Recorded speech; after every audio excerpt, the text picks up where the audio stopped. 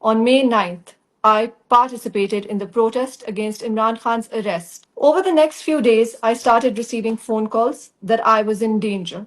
A few days later, armed men raided my parents' house in Kant and abducted my father, husband, and my brother. I left my 5-year-old daughter sleeping. False news of my arrest would be broken, placing me at locations I had never been to. And certain accounts were calling for my rape by the police and skinning me alive. My family was shattered and scattered. My friends' homes were being raided. Their staff was getting beaten and brutalized. I decided to surrender. I just told myself, whatever would happen, Allah would give me the courage to bear it. I was thrown into a dirty cell in Lytton police station with street criminals. I am Khadija Shah, a Pakistani and American dual citizen. I have built a life in my motherland, Pakistan, and I am an entrepreneur.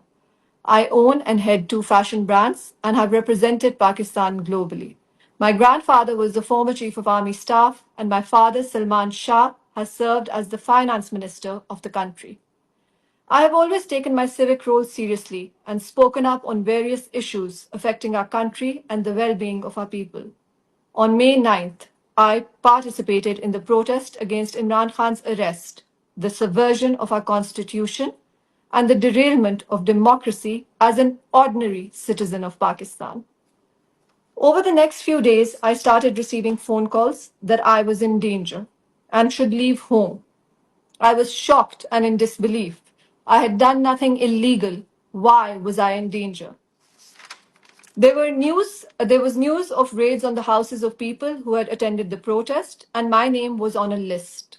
I had to leave home with my daughter. A few days later, armed men raided my parents' house in Kant and abducted my father, husband, and my brother. My father, who had a history of service to the country, is a diabetic and needs his medicine in the early hours. He was not allowed the courtesy of even taking his medication. My husband was beaten, he was tasered, and his eardrum was permanently damaged. They had come to get me. My sister sent me a video of the raid and asked me to leave my friend's house immediately. They had our drivers and our household staff. It was only a matter of time before they would get to me. I left my 5-year-old daughter sleeping. I would see her face again after 2 months. The next few days, I went from house to house, whoever would be kind enough to give me refuge. I stayed in empty homes and took public transport. Our family was scattered all over the city, communicating with each other without revealing locations. I was completely alone. After a week, we decided that I would surrender myself to the authorities. My face was being flashed all over media as a PTI leader and the mastermind of the May 9th protest. A narrative was being drummed up, painting me as an absconder on the run. False news of my arrest would be broken, placing me at locations I had never been to. I would see all this on TV and social media. Certain journalists were tasked to spread the same narrative on social media, and certain accounts were calling for my rape by the police and skinning me alive. It was the most terrifying thing to see about yourself, and it was being done without an iota of proof being given against me. They wrote and said whatever they wanted to pin on me with such conviction, and no one questioned where the proof was. This was my first personal experience of complete lawlessness that had engulfed our country and would swallow it up in the months to come. My husband was still in jail without any charges, and they refused to let him go till I handed myself over. My family was shattered and scattered. My friends' homes were being raided.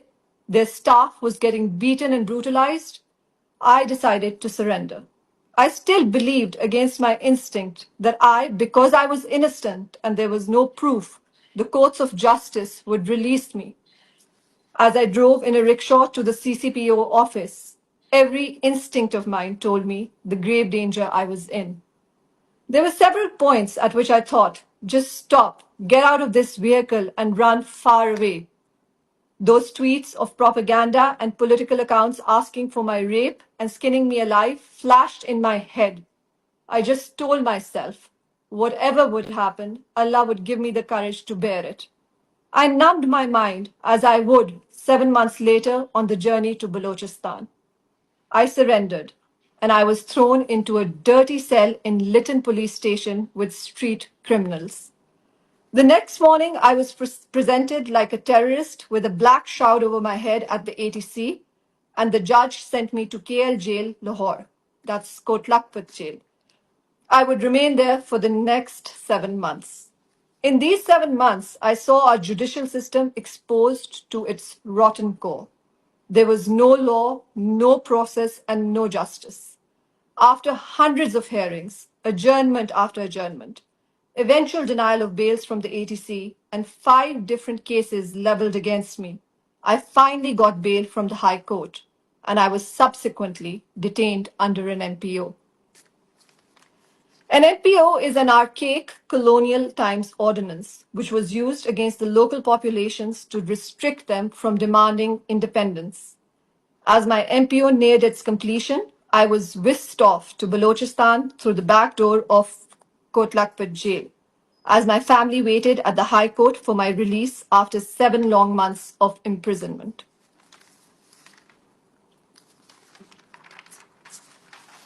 The order for me to be taken to Balochistan was sanctioned by an ATC judge. There was no consideration of the merit of this ludicrous demand. No consideration that I was a woman who had already suffered illegal incarceration for 7 months without proof or conviction.